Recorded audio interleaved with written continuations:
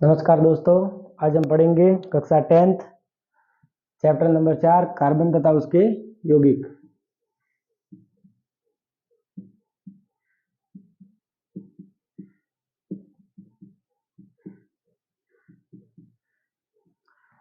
कल वाले वीडियो में थोड़ी सी जानकारी मैंने दे दी थी आपको कि कार्बन की जो संयोजकता होती है वो 4 होती है, इसलिए कार्बन किसी अन्य तत्व के साथ में साझा करता है और साझा करने के कारण कार्बन के बहुत सारे यौगिक बनते हैं।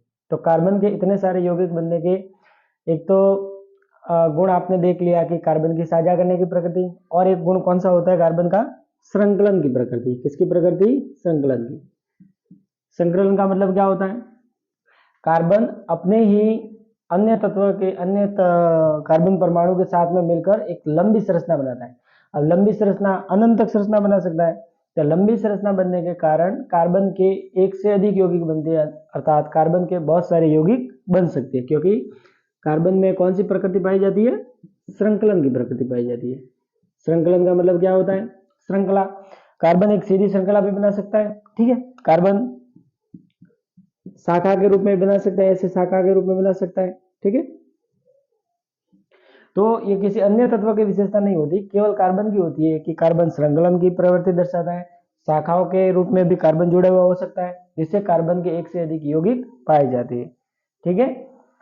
दोनों कारण आपको समझ में आ गए होंगे। एक तो कल बता दिया था मैंने, कार्बन की सतुसंयोजकता और संकलन की प्रवृत्ति। इन दोनों प्रवृत्तियों के कारण कार्बन है वो अपने एक से ज्यादा यौगिक बनाता है, कई सारे कार्बन के यौगिक उपस्थित होते हैं, ठीक है। आज हम एक बिंदु पढ़ेंगे सहसंयोजी। क्या होता है सहसंयोजी? तो समझने के लिए आपको परमाणुओं के इलेक्ट्रॉन बिंदु संरचना समझने होंगे, किस प्रकार से इलेक्ट्रॉन व्यवस्थित होते हैं। कल एक उदाहरण मैंने आपको बताया था वीडियो में, CH4 यानी मेथेन वाला उदाहरण देखा था। उसी वीडियो के साथ में आपको सहसंयोजी आबंध वो समझ में आ जाएगा क्या होते हैं सहसंयोजी आबंध, ठीक है। देखो, जैसे अपन जानते हैं हाइड्रोजन परमाणु, एक हाइड्रोजन और दूसरा हाइड्रोजन, दो हाइड्रोजन मिलकर H2 बनता है, हाइड्रोजन का अणु बनता है। क्या बनता है? अणु। हाइड्रोजन के दो परमाणु मिलकर हाइड्रोजन का एक अणु बनता है, तो ये दो अणु मिले और एक अणु बन गया। अब ये कैसे मिलकर बनता है, तो ये समझने के लिए देखो, अपन जानते हैं हाइड्रोजन के पास में एक इलेक्ट्रॉन होते हैं। कितने इलेक्ट्रॉन होते हैं? एक होता है। ये मान लिया हाइड्रोजन का एक इलेक्ट्रॉन, ठीक है। एक हाइड्रोजन, दो हाइड्रोजन, दूसरा हाइड्रोजन भी ले लो, तो एक और हाइड्रोजन ले लिया, ये दूसरा हाइड्रोजन ले लिया और इलेक्ट्रॉन बना दिया, ठीक है। अब क्या होता है संयोजकता? कल वाले वीडियो में देखा था आपने, अपने अंतिम कक्ष में या तो दो इलेक्ट्रॉन चाहता है, अगर पहला कक्षक अंतिम कक्षक है तो दो इलेक्ट्रॉन चाहेगा, और यदि दूसरा तीसरा चौथा है तो 8 इलेक्ट्रॉन चाहेगा। तो ये पहला ही कक्षक है, इस हाइड्रोजन की दोनों संयोजकता पूरी होगी और इस वाले हाइड्रोजन की भी दोनों संयोजकता पूरी होगी। तो ये दो इलेक्ट्रॉन है, इसका परमाणु ये था इलेक्ट्रॉन, इसने साझा कर लिया, और इसका था ये इसके साथ साझा कर लिया, तो एक क्या बन गया? बंध बन गया, इलेक्ट्रॉन का युग्म बन गया। क्या बन गया? इलेक्ट्रॉन का युग्म बन गया। तो इलेक्ट्रॉन के युग्म के द्वारा इस हाइड्रोजन के अणु का निर्माण हुआ, ये बन गया हाइड्रोजन। हाइड्रोजन हाइड्रोजन के बीच में कितना बंध है? एक बंध है, ठीक है। ये बन गया हाइड्रोजन। और उदाहरण देखते हैं, जैसे ऑक्सीजन वाला या नाइट्रोजन वाला।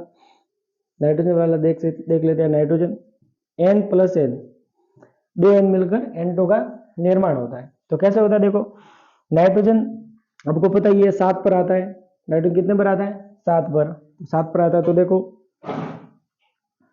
ये 7 पर आता है नाइट्रोजन, 2 और 5। अष्टक पूरा करने के लिए कितने इलेक्ट्रॉन चाहिए? 3 चाहिए, ठीक है। देखते हैं आगे क्या होता है। 5 और 3 8 हो जाएंगे। फिर एक हाइड्रोजन नाइट्रोजन और दूसरा नाइट्रोजन देख लो, अंतिम कक्षक में कितने इलेक्ट्रॉन हो गए? 5 हो गए। तो इसको 3 इलेक्ट्रॉन और चाहिए, इसलिए 3 का साझा कर लेगा। कैसे करेगा? देखो, नाइट्रोजन है, कितने इलेक्ट्रॉन है? 5 है। 1 2 3 4 5, वापस नाइट्रोजन ले लिया, 1 2 3 4 5, दोनों के 5 बना दिए। अब अष्टक पूरा करने के लिए 3 इलेक्ट्रॉन चाहिए। ये वो भी इलेक्ट्रॉन को ग्रहण करके भी अपनी संयोजकता पूरी कर सकता है, लेकिन यहाँ पर क्या करेगा? ये सहसंयोजी आबंध बनेगा। कैसे? 1 2 3 4 5 6 7 8, इस नाइट्रोजन की 8 संयोजकता पूरी हो गई और इसका भी अष्टक है वो पूरा हो गया। तो इसके 3 इलेक्ट्रॉन इसके काम आ गए और इसके जो 3 इलेक्ट्रॉन थे वो इसके काम आ गए। 2 इलेक्ट्रॉन मिलकर एक बंध बनता है, दूसरा बंध और तीसरा बंध। तो नाइट्रोजन नाइट्रोजन के बीच में कितने बंध होते हैं? 3 बंध होते हैं। कितने बंध होते हैं? 3 बंध होते हैं और नाइट्रोजन का एक अणु बनता है। तो एक इलेक्ट्रॉन युग्म ये, दूसरा ये, तीसरा ये। समझना क्या आपको? ऐसे आबंध जो इलेक्ट्रॉन युग्म की साझेदारी के द्वारा बनते हैं। इलेक्ट्रॉन युग्म पूरा, इलेक्ट्रॉन युग्म पूरा, इलेक्ट्रॉन युग्म, ठीक है। तो एक या एक से अधिक इलेक्ट्रॉन युग्म की साझेदारी के द्वारा बनने वाले आबंध कौन से आबंध कहलाते हैं? सहसंयोजी आबंध कहलाते हैं। कौन से आबंध कहलाते हैं? सहसंयोजी। इलेक्ट्रॉन युग्म की साझेदारी हो रही है, देख लो यहाँ पर, ये इलेक्ट्रॉन युग्म, ये भी, ये भी। इलेक्ट्रॉन युग्म की साझेदारी के द्वारा बनने वाले आबंध कौन से आबंध कहलाएंगे? सहसंयोजी आबंध कहलाएंगे। जैसे नाइट्रोजन का उदाहरण देख लिया, हाइड्रोजन का देख लिया, इसी प्रकार ऑक्सीजन का भी आप बना सकते हो, कई सारे हो। अब ये साझा करके अणु का निर्माण करते हैं, ठीक है। सहसंयोजी आबंध की परिभाषा शायद समझ में आ गई होगी आपकी। क्या परिभाषा होती है? इलेक्ट्रॉन युग्म की साझेदारी के द्वारा बनने वाले आबंध है वो सहसंयोजी आबंध कहलाते हैं। और इस प्रकार सहसंयोजी आबंध के द्वारा जो भी यौगिक बनते हैं वो सहसंयोजी यौगिक कहलाते हैं। कौन से यौगिक कहलाते हैं? सहसंयोजी यौगिक। सहसंयोजी आबंध के द्वारा बनने वाले यौगिक सहसंयोजी यौगिक कहलाते हैं। सहसंयोजी यौगिक, सहसंयोजी आबंध क्या होता है? इलेक्ट्रॉन युग्म की साझेदारी के द्वारा बनने वाले जो आबंध होते हैं वो सहसंयोजी आबंध कहलाते हैं, ठीक है। इसी से मिलता जुलता एक और है जिसको बोलते हैं आयनिक बंध बोलते हैं, ठीक है। तो वैसे ये तीसरे पार्ट में था, तीसरा पार्ट मैंने अभी शुरू नहीं करवाया, मैंने डायरेक्ट चौथा पार्ट शुरू करवाया। तो इसके साथ अगर इसको पढ़ोगे तो समझ में आ जाएगा। देखो ये है आयनिक बंध और ये है सहसंयोजी बंध। क्या अंतर होता है? अभी हमने पढ़ लिया इलेक्ट्रॉन युग्म, इलेक्ट्रॉन युग्म की साझेदारी। यदि इलेक्ट्रॉन युग्म की साझेदारी के द्वारा कोई बंध का निर्माण होता है तो वो कौन सा बंध होगा? सहसंयोजी बंध होगा। और यहाँ पर इलेक्ट्रॉन की साझेदारी, इलेक्ट्रॉन की साझेदारी, केवल इलेक्ट्रॉन की साझेदारी के द्वारा यदि किसी बंध का निर्माण होता है तो वो कौन सा बंध होगा? आयनिक बंध होगा। इलेक्ट्रॉन युग्म की साझेदारी के द्वारा किसी बंध का निर्माण होता है तो वो कौन सा बंध होगा? सहसंयोजी बंध होगा, ठीक है। आयनिक बंध के बारे में जब हम तीसरा पार्ट पढ़ेंगे तो और अच्छे से समझाऊंगा क्या की विशेषता होती है, क्या नहीं होती, ठीक है। सहसंयोजी बंध बन गया, ठीक है। अब क्या होता है इसमें, जब सहसंयोजी आबंध बनते हैं, सहसंयोजी आबंध के द्वारा सहसंयोजी यौगिक बनते हैं, तो यदि ये परमाणु का आकार छोटा भी हो सकता है और बड़ा भी हो सकता है, ठीक है। तो ये आगे जब इनके नामकरण आएगा किस प्रकार से ये क्लोरीन वगैरह ये सारे मिलकर सहसंयोजी आबंध बनाते हैं, कार्बन के यौगिक किस प्रकार से बनते हैं वो नामकरण के अंतर्गत पढ़ेंगे, ठीक है। अब अपन पढ़ते हैं कार्बन के अपर रूप। अपर रूप का मतलब कार्बन का ऐसा रूप जिसकी केवल भौतिक संरचना अलग अलग हो लेकिन रासायनिक संरचना कैसी हो? एक समान हो, वो क्या कहलाएंगे? कार्बन के अपर रूप। अपर रूप का मतलब कार्बन के दूसरे रूप। किस प्रकार दूसरे? केवल भौतिक संरचना भिन्न भिन्न होनी चाहिए, रासायनिक संरचना कैसी होनी चाहिए? एक प्रकार की होनी चाहिए।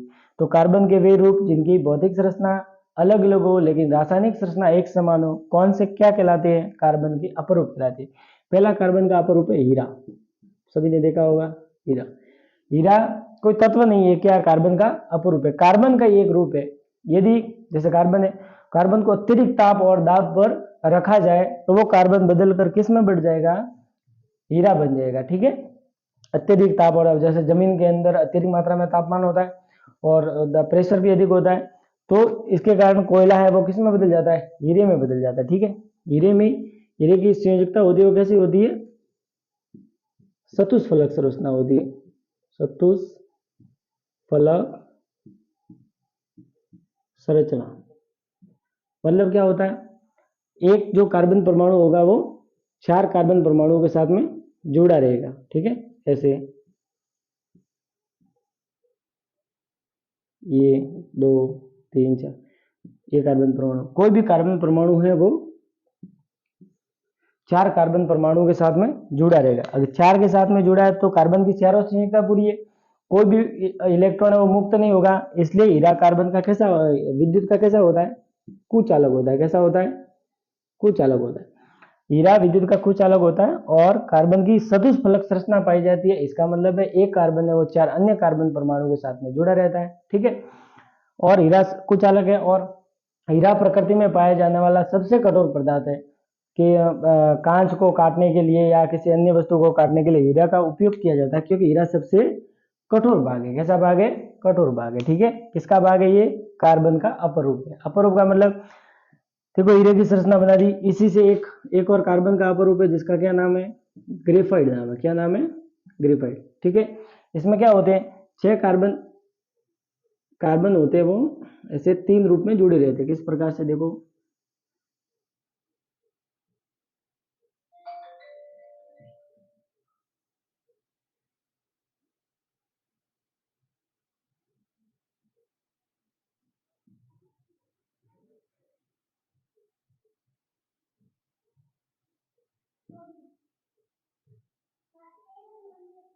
1 प्रकार से ग्रेफाइट होता है।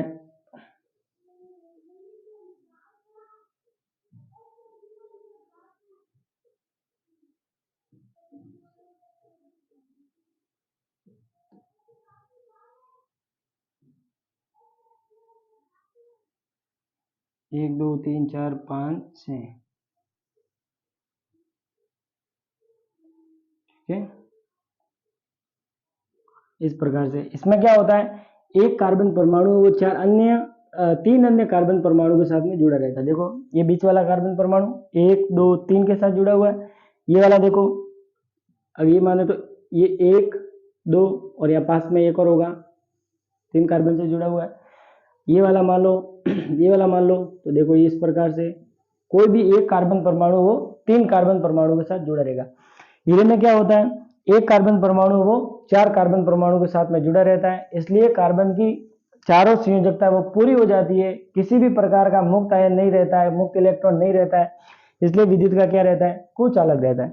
ग्रेफाइट में क्या होता है, एक कार्बन परमाणु 3 अन्य कार्बन परमाणु के साथ में जुड़ा रहता है, तो 3 जुड़ गए, एक बंदे वो मुक्त हो जाएगा, एक इलेक्ट्रॉन मुक्त रहेगा। इसी एक इलेक्ट्रॉन के कारण ग्रेफाइट होता है वो विद्युत का कैसा होता है, सुचालक होता है, ठीक है।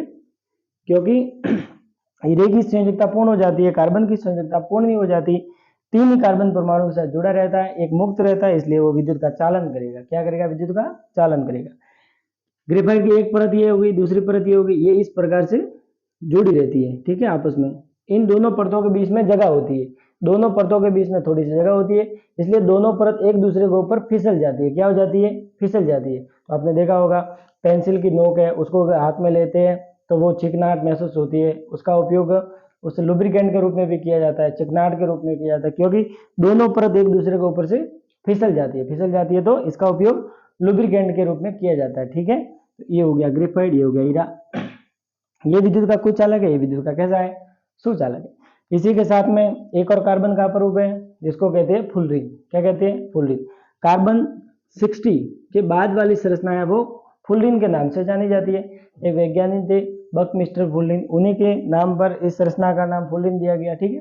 गोलाकार संरचना होती है, ठीक है। ये दोनों इंपॉर्टेंट, इनको ध्यान में रखना है। अब आता है प्रथम कार्बनिक यौगिक।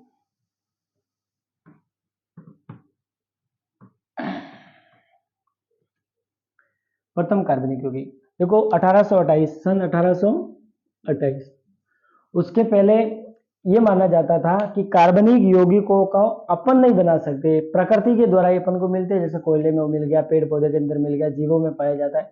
कार्बनिक यौगिक केवल जीवन शक्ति के रूप में जाना जाता था। इसका मतलब है प्रकृति से हमको प्राप्त होता था, ऐसा माना जाता था 1828 से पहले कि कार्बनिक यौगिक है वो अपन मानव के द्वारा नहीं बना सकते, ठीक है। लेकिन 1828 में एक वैज्ञानिक आया गया जिसका नाम था फ्रेडरिक वोलर। क्या नाम था, फ्रेडरिक वोलर। वो अपनी लैब में अमोनियम साइनाइड के साथ में काम कर रहे थे। क्या कर रहे थे, अमोनियम साइनाइड, इसके साथ में काम कर रहे थे, ठीक है। तो उन्होंने पाया कि अमोनियम साइनाइड से एक कार्बनिक पदार्थ का निर्माण हो गया जिसको कहते हैं यूरिया। क्या कहते हैं, यूरिया, ठीक है। तो ये अमोनियम साइनाइड है, उससे बनने वाला कार्बनिक पदार्थ है, और ये वैज्ञानिक दे दो, ये मानव निर्मित हो गया। तो सर्वप्रथम मानव द्वारा बनाया गया कार्बनिक पदार्थ है, तो वो कौन सा है? यूरिया है। यदि पूछे कि किसने बनाया था, तो फ्रेडरिक वॉलर ने। कब बनाया था? 1828 में। अब ऐसा पूछ ले डिफिकल्ट प्रश्न कि सर्वप्रथम बनाया हुआ कार्बनिक पदार्थ यूरिया है, वो कौन से यौगिक से बनाया गया था, कौन से पदार्थ से बनाया गया था, उसका क्या नाम है? अमोनियम साइनाइड के द्वारा बनाया गया था। सर्वप्रथम निर्मित ये कार्बनिक पदार्थ कौन सा हो गया? यूरिया हो गया। ठीक है, इसको ध्यान में रखना है। अब आगे एल्केन, एल्किन और एल्काइन। ठीक है, ये क्या होते हैं? एल्केन, एल्कीन और एल्काइन। ठीक है, ये चौथे पार्ट में इसका इंपॉर्टेंट भाग है। अगर एल्केन, एल्कीन, एल्काइन के आपको नाम आते हैं, तो सभी अन्य तत्व कार्बनिक यौगिक जो भी निर्मित हो गए, उन सबके नाम आपको आ सकते हैं। तो किस प्रकार से होता है देखो, एल्केन, एल्कीन। अपन ने देखा कि कार्बन अपने कार्बन परमाणु के साथ में एक श्रृंखला का निर्माण करता है। क्या करता है? श्रृंखला का निर्माण करता है। ठीक है, यदि कार्बन कार्बन के बीच में केवल एक ही बंध पाया जाता है, क्या पाया जाता है? एक ही बंध। कौन सा बंध पाया जाएगा? सहसंयोजी बंध। 2 इलेक्ट्रॉन है, यहाँ पर भी इलेक्ट्रॉन होगा, यहाँ पर और यहाँ पर, तो 2 इलेक्ट्रॉन है, मतलब एक इलेक्ट्रॉन का युग्म है। युग्म की साझेदारी के द्वारा बनने वाले आबंध कौन से कहलाते हैं? सहसंयोजी आबंध। तो ये बन गया। यदि कार्बन कार्बन के बीच में केवल एक ही बंध है, तो वो जो बनेगा यौगिक, वो कौन सा होगा? एल्केन होगा। क्या होगा? एल्केन। ठीक है, इसी प्रकार कार्बन कार्बन के बीच में 2 बंध पाए जाते हैं, तो उसको अपन क्या कहेंगे? एल्कीन कहेंगे। क्या कहेंगे? एल्कीन। कार्बन कार्बन के बीच में ट्रिपल बॉन्ड पाया जाता है, तो उसको अपन क्या कहेंगे? एल्काइन कहेंगे। क्या कहेंगे? एल्काइन। ठीक है, एल्केन, एल्कीन, एल्काइन का सूत्र भी होता है, जो बोर्ड परीक्षा में भी आता है और कंपटीशन में भी आता है, तो ध्यान रखना है। एल्कीन का क्या होता है? CnH2n+2। n का मतलब कार्बन की संख्या 1 है, तो n बराबर 1, कार्बन की संख्या 2 है, तो 2, क्योंकि लंबी श्रृंखला का निर्माण करते हैं। कार्बन अनंत लंबी संरचना का निर्माण करता है। ठीक है, जैसे प्लास्टिक की वस्तु हो गई, रबड़ वगैरह, ये हो गया, सभी किससे बने होते हैं? कार्बन से बने होते हैं, उसमें कार्बन पाया जाता है। ठीक है, CnH2n और CnH2n-2। तो ये सरल एल्काइन के लिए सूत्र है, एल्कीन के लिए सूत्र है, और ये एल्काइन के लिए सूत्र है। अब इस सूत्र में आपने देखा कि कार्बन के साथ में कौन सा तत्व मिला हुआ है? हाइड्रोजन तत्व मिला हुआ है। क्या मिला हुआ है? हाइड्रोजन। तो कार्बन तथा हाइड्रोजन से मिलकर जो भी पदार्थ का निर्माण होता है, उनको बोलते हैं हाइड्रोकार्बन। क्या बोलते हैं? हाइड्रोकार्बन। कार्बन तथा हाइड्रोजन के द्वारा मिलकर बनने वाले पदार्थों को क्या कहा जाता है? हाइड्रोकार्बन कहा जाता है। ठीक है, तो ये हाइड्रोकार्बन, ये भी हाइड्रोकार्बन, ये भी हाइड्रोकार्बन। तो एल्केन, एल्कीन और एल्काइन हो गया। ठीक है, अब देखो, अगर कार्बन कार्बन के बीच में एक बंध पाया जाता है, वो कहलाता है संतृप्त। क्या कहलाता है? संतृप्त। अगर कार्बन कार्बन के बीच में 2 होता है, तो वो कैसा होता है? असंतृप्त होता है, संतृप्त। यदि 3 बंध है, तो क्या ये भी कैसा रहेगा? असंतृप्त रहेगा। कैसा रहेगा? असंतृप्त रहेगा। ठीक है, तो ये एल्कीन है, एल्केन, एल्कीन और एल्काइन। अगर नाम लिखते हैं, अगर एल्केन का कोई तत्व है, नाम लिखते हैं, अगर कार्बन कार्बन के बीच में एक ही बंध है, तो वो एल्केन कहलाते हैं। जब किसी एल्केन श्रेणी के यौगिक का, रसायन का नाम लिखते हैं, तब उस नाम के पीछे हमेशा क्या लगाया जाता है? एन लगाया जाता है। क्या लगाया जाता है? एन। अगर कार्बन के 2 बंध है उस श्रृंखला में, और उसके बाद उसका नामकरण किया जाता है, तो उसको उसके पीछे क्या लगाया जाता है? इन लगाया जाता है। क्या लगाया जाता है? इन। अगर कार्बन के बीच में 3 बंध है, फिर उसका नामकरण किया जाता है, तो उसके पीछे क्या लगाया जाता है? आइन लिखा जाता है। ठीक है, ये आपको ध्यान रखना है। तो एल्केन, एल्कीन, एल्काइन, एक बंध है तो एल्केन, 2 बंध है तो एल्कीन, 3 बंध है तो एल्काइन। इसमें सबसे इंपॉर्टेंट बात जो है, ये सूत्र की, ये आपको ध्यान होना चाहिए। ठीक है, इस सूत्र का उपयोग कैसे करना है देखो, जैसे आपको कोई पूछे कि 4 कार्बन परमाणु, उसकी संरचना बताओ, किस प्रकार से बनेगा? कितनी कार्बन परमाणु की संख्या? 4, तो n बराबर कितना हो जाएगा? अगर एल्केन का निर्माण करना है, तो n बराबर कितना हो जाएगा? 4। ठीक है, देखो आगे देखते हैं इसको।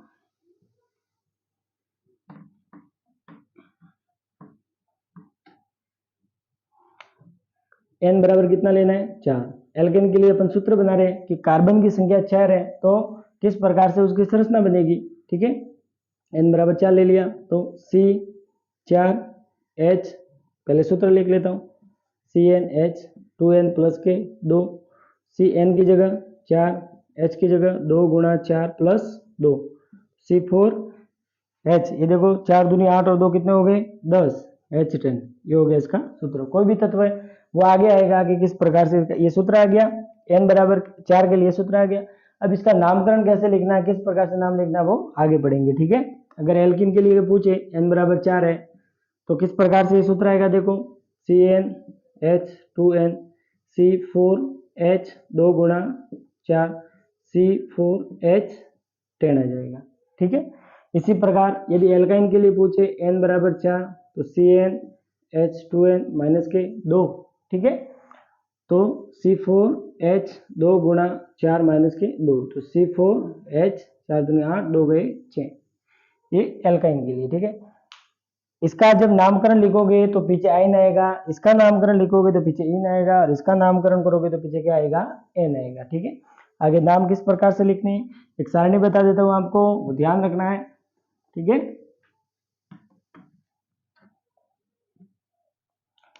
कार्बन की संख्या मैं यहां लिख देता हूं, और यहां पर लिख देता हूं नाम। यदि कार्बन की संख्या 1 है तब तो क्या नाम होगा, मेथ। कार्बन की संख्या 2 है तो क्या नाम होगा, एथ। कार्बन की संख्या 3 है तो क्या नाम होगा, प्रोप।